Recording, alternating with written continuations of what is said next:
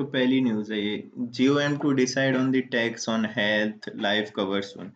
GST Council discuss whether the rate should be reduced from 18% or scrapped altogether. Who should be exempted, if at all, and also how group insurance policy should be treated. So to soothe the growing clamor for the reduction in the 18% levy on the premium paid for the health life insurance policies, and the GST Council on Monday set a stage for possible rethink by mandating a 50-day deadline for new group of minister to review the tax rate. तो new group of minister बनाया है जो review करेंगे tax rates को, ठीक है।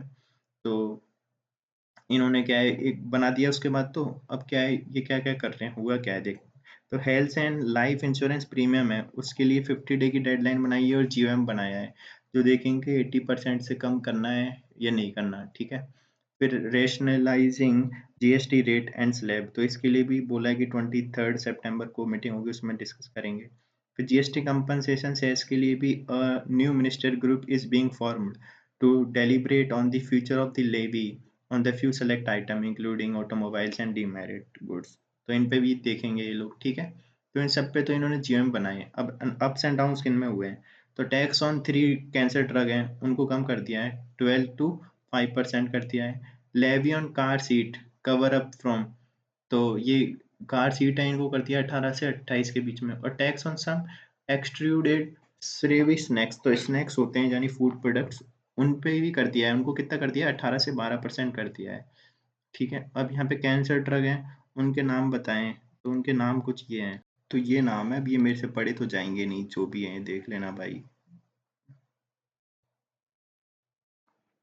फिर अगली एक न्यूज़ है जिसमें ये on the challenges to road safety in India, तो ये what does the India status report on road safety 2024 state with the respect to meet international goal of reducing road accident fatalities which state have lowest rate, तो ये सब की बात बता रहा है, ठीक है। तो the India status report on road safety 2024 prepared by trip centre at IIT Delhi not only highlights India's slow progress toward meeting international goal of reducing road accident fatalities, but also emphasizes on the organic connection between road construction, mobility, and the need of differentiated approach to mitigate road accidents. What does the report state? This report analyzes road safety in India using data for the First Information Report (FIRs) for the from six states and audit of state compliance with Supreme Court directive on the road safety governance.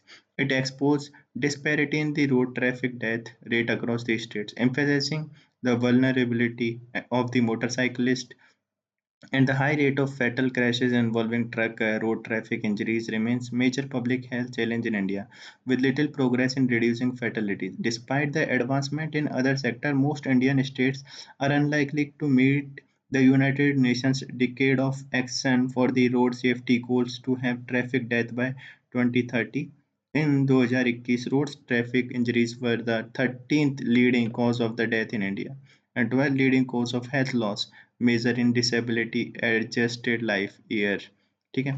तो ये सब क्या कर रहा है इन 6 state Jammu Kashmir, Ladakh, Punjab, Rajasthan, Uttarakhand and Uttar Pradesh road traffic injuries rank among the top 10 cause of health loss. तो यहाँ पे तो बहुत ज़्यादा वो है बताया इन्होंने 6 स्टेट्स में। तो सीधी बात है ये एक रिपोर्ट है जो रोड सेफ्टी से रिलेटेड है, ये निकाली किसने, ट्रिप ने, जो कि IIT दिल्ली का एक सेंटर है, अपन को तो याद रखना है। और याद रखना है तो ऐसे कि भाई रोड सेफ्टी में मतलब बहुत ज़्यादा कॉज हो रही है डेथ से, जिसका मतलब डेथ हो रही है उनमें 13वां रीज़न है इसका। अब ये कि the role of district agromet office in supporting farmer, तो last week PTI reported that the India Meteorological Department is planning to revive district agro meteorology unit under the ग्रामीण कृषि मौसम सेवा scheme. IMD established 199 DAMUs in 2018 in collaboration with Indian Council of Agriculture Research. The aim was to use the weather data to prepare and disseminate sub-district level agriculture advisories. In March, DAMUs were shut down following an order issued by IMD। तो सीधी बात है IMD और एक अपना जो ICAR है उन दोनों के कोलैबोरेशन से ही इनको चलाया जाता था और ये हेल्प करते थे किसानों को कि भाई कोई एडवर्सरीज तो नहीं है मानसून और उनकी रिपोर्ट को देख के। तो एग्रोमेट ऑफिसर होते थे, ठीक है। तो ये सब है। तो D AMU staff use weather data provided by IMD like rainfall, temperature, wind speed, and prepare agriculture advisories related to sowing and harvesting, uses of fertilizer and pesticide irrigation, etc. At present, there are the handful of private players in the weather advisory space, but there are serious concern about the affordability of such services. तो कह रहे हैं कि अभी हैं मतलब private player हैं पर वो बहुत ज़्यादा मतलब दिक्कत वाले हैं, मतलब बहुत महंगे हैं और उनको अफोर्ड करना भी बहुत दिक्कत वाली बात है। तो कौन सी स्कीम के अंदर में चल रहा था ये? ग्रामीण कृषि मौसम सेवा स्कीम के अंदर चलते थे। ये तो न्यूज़ है। Centre sign contract with HAL for Sukhoi 30 MKI jet engine. तो defence ministry on Monday sign 26,000 crore contract with the Hindustan aeronautical limited HAL for the 240 AL-31 FP aero engine for Sukhoi 30 MKI aircraft. The Russian engine are assembled under the license by HAL in India. तो सीधी बात है, यहाँ से ये ले रहे हैं, ठीक है। तो सीधी इतना सा याद रखना है और तो इसमें कुछ काम का है नहीं।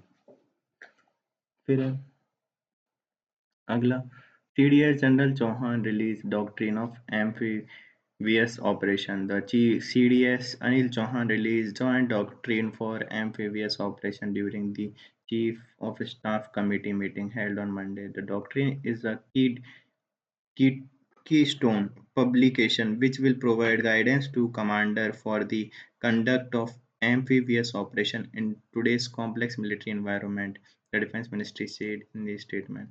The amphibious capability empower the armed forces to conduct a multitude of operations in the Indian Ocean region, both during war and peace. The ministry said, adding these operations are crucial component of multi-domain operation and serve as a best example of cohesion and integration among the armed forces. The Joint Doctrine of Amphibious Operation is second joint doctrine released this year, and it provides due focus on the jointness and integration of armed forces in general amphibious operation in particular. तो सीधी बात है, ये इन्होंने खुद का एक doctrine निकाला है, बोला है कि साथ में वो वर्क करना और उन सब की बात करता है। तो सीधी इम्पल्सर तो यही है कि डॉक्ट्रिन ऑफ एम्फीबियस ऑपरेशन कैसे रिलेटेड है। अपन को लगेगा भाई कोई डॉक्ट्रिन है यानी पॉलिटी में होगा कुछ, पर पॉलिटी का नहीं है, ये डिफेंस का है। अगली न्यूज़ है India UAE ink pact civil nuclear cooperation. तो MOU signed during the visit of Sheikh Khalid bin Mohammed bin Zayed Al Nahyan, Crown Prince of Abu Dhabi, ठीक है। तो agreement between NPCIL and UAE से बरखा nuclear power plant, ठीक है। In first, in a first, India and UAE on Monday signed a MOU of the understanding for the civil nuclear cooperation, ठीक है। तो civil nuclear corporation के लिए उन्होंने करा है फिर deal between nuclear power cooperation of India and the ENEC, तो Emirates nuclear energy company led by Barakah nuclear power plant operation and maintenance took place during the current visit of Sheikh. तो इसमें ये हो गया, ठीक है। और किनके बीच में हुआ है? NPCIL एंड ENEC की, ठीक है। तो during the August 2015 trip of prime minister Narendra Modi to UAE, both countries had agreed to cooperate in the peaceful use of nuclear energy, including the area of safety, health, agriculture, and science and technology. Diplomatic sources pointed out that nothing like the agreement between NPCIL and the ENEC had been signed before. The deal is a part of US policy of expanding investment in the nuclear energy sector. उनकी एक policy है जिसमें उनको इसमें expand कर रहे हैं खुद। फिर trilateral cooperation Mondays MOU's result of nuclear cooperation related discussion between India and UAE spanning a few years. On September 19, 2022, the foreign minister of France and India and the UAE met in New York on the sideline of UN General Assembly and launched trilateral cooperation format. This meeting was followed by the phone call among the three ministers. तो सीधी बात है, बस ये काम हो गया यहाँ पे। फिर और क्या है, LNG supply apart from the nuclear cooperation related MOU, two sides signed an MOU for long term LNG supply between Abu Dhabi national oil company and Indian oil corporation limited. तो यहाँ पे LNG की supply भी करेंगे, ठीक है। Third agreement between ADNOC and India Strategic Petroleum Reserve Limited was also one of the outcome during the visit। तो एक और हुआ है इनके बीच में। The Urja Bharat and ADNOC signed a production concession agreement for Abu Dhabi onshore block 1। The fifth MOU between the Government of Gujarat and Abu Dhabi Development Holding a Company PJSC on the food park development in India. तो food park बना रहे हैं कहाँ पे, गुजरात में। India and UAE are the part of I2U2 grouping that include Israel and the United States। The visit also coincide with the first India Gulf Cooperation Council meeting that took place in Saudi Arabia। तो इससे भी coincide कर रही है, ठीक है। फिर अगली न्यूज़ है अपनी जो, वो है two anti submarine warfare vessel for Indian navy launch at the Cochin shipyard. तो two anti submarine warfare warfare shallow watercraft vessel of Indian Navy were launched at the Cochin shipyard here on Monday। Vessels are the fourth and fifth in the series of 8 watercraft। The vessel, 78-meter long, 11.36-meter wide, and with the draught of about 2.7 meter, can sail at the maximum speed of 25 knots and have a endurance of 1800 nautical mile. One commissioned by the Navy। The vessel will be called as INS Malpe and the INS Mulki। तो INS Malpe and INS Mulki इनको release किया है। The ship with the displacement of 900 tons are designed to fit the indigenously developed sonar for the underwater surveillance। तो under water surveillance और ये सब के लिए, पर इतना याद रखना है, fourth and fifth ship in the series of 8 vessel will be INS Malpe and INS मुल्की। ये इन दोनों को लॉन्च कर दिया है, ठीक है। After the ceremonial puja, the vessel were launch by the Vijaya Srinivas, the wife of Vice Admiral V. Srinivas, the flag officer commanding in the chief of the Southern Naval Command। तो हम सीधी बात है, जितने भी हम शिप लॉन्च करते हैं ना, इनको ना औरतें करती हैं, कोई आदमी नहीं करता हमेशा। The contract to design the construct deliver the airship was signed between the ministry of defence and Cochin shipyard. तो कोचीन शिपयार्ड के साथ अपना ये वो कॉन्ट्रैक्ट है, ये अपन को देंगे ये लोग, ठीक है। The Mahi class of ships will be replace in the service Abhay class ASW corvettes and designed to undertake anti-submarine operation in coastal border, low intensity maritime operation and mine line operations। ठीक है, सीधी बात तो ये है, पर important तो बस ये याद रखने हैं। कौन से हैं? एक तो है INS मालपे और INS मुल्की। For a case of clade 2 mpox confirmed not part of current WHO emergency government। तो दो ये आए हैं और इनके बारे में कह रहा है कि उसके पार्ट नहीं है, हटाओ इनको। तो एक न्यूज़ है ये, EU से it has credible information that Iran supplied ballistic missile to Russia। तो European union said that on Monday that its allies had shared credible intelligence Iran had supplied Russia with ballistic missile, a claim rejected by Tehran but not explicitly denied by Kremlin। ठीक है। तो US media outlet reported last week that Washington believed Iran had transferred the weapon to Russia for the use in Ukraine। Ukraine के लिए ये क्या इनको है ना मिसाइल दे रहे हैं, ऐसा कह रहे हैं।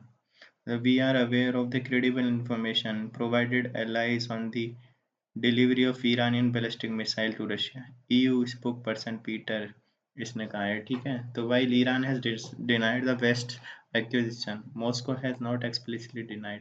तो जो रशिया ने तो कुछ कहा नहीं इस पे, पर ईरान ने कहा कि भाई ऐसा तो कुछ नहीं है। We are looking for few further into it with our member states and it if confirmed this delivery would represent a substantial material escalation in Iran's support for Russia's illegal war of aggression against Ukraine.